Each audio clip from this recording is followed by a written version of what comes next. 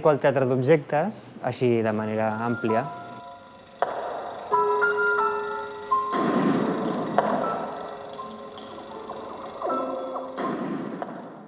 Però mai he tingut una formació de titellaire ni m'agraden les titelles d'una manera clàssica. Però sí que m'atrauen enormement les expressions que poden tenir les coses per tot el que amaguen darrere, no? Per el contingut i per una mica les metàfores que podem desprendre'n de les coses que ens envolten.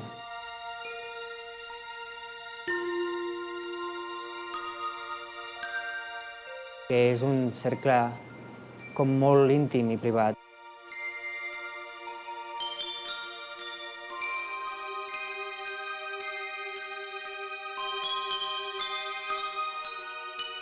Me n'adono que la gent comparteix un llenguatge global que són els records, per exemple. Els records que tens moltes vegades et vinculen amb el que t'envolta, no? Per això treballem amb objectes reciclats, coses com són les joguines o com són objectes que estan tirats pel carrer. I representem una mica les històries viscudes amb aquells objectes. I aquestes històries són històries humanes. I les portem a escena d'una manera, una mirada molt àmplia.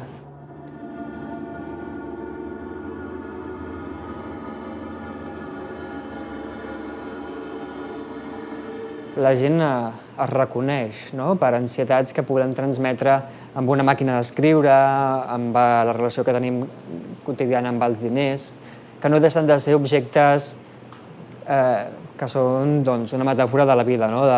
El poder, l'ambició, també l'amor en relació amb la necessitat de compartir. Aquests objectes, d'alguna manera, no tenir un rostre clar, no està representat en mi com a persona, sinó que és algo com més global, fa això, que l'ànima sigui compartida, no? Que aquesta cosa avui l'utilitzo jo, però tu en tens una altra molt semblant a casa. I és una mica per accident que es va creant una història, però que moltes vegades aquesta història té molt a veure amb el que som nosaltres i amb el que aquests objectes ens diuen. Són jocs molt simples, moltíssim, que poden ser obvis fins i tot, però que agafen una força que creiem que és suggerent. Intento treballar des de suggerir imatges i impressions.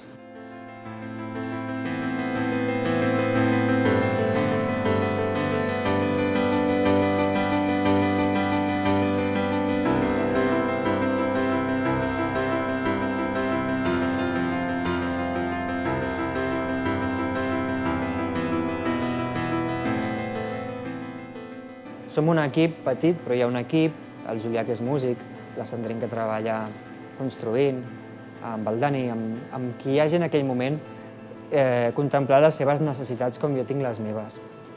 Això és un detall tècnic, però que fa que hi hagi un creixement personal compartit i que és bastant important, perquè si no realment es converteix en una història molt personal. I l'altre són inquietuds personals de voler explicar o investigar amb segons quins objectes amb els quals tens una relació molt propera.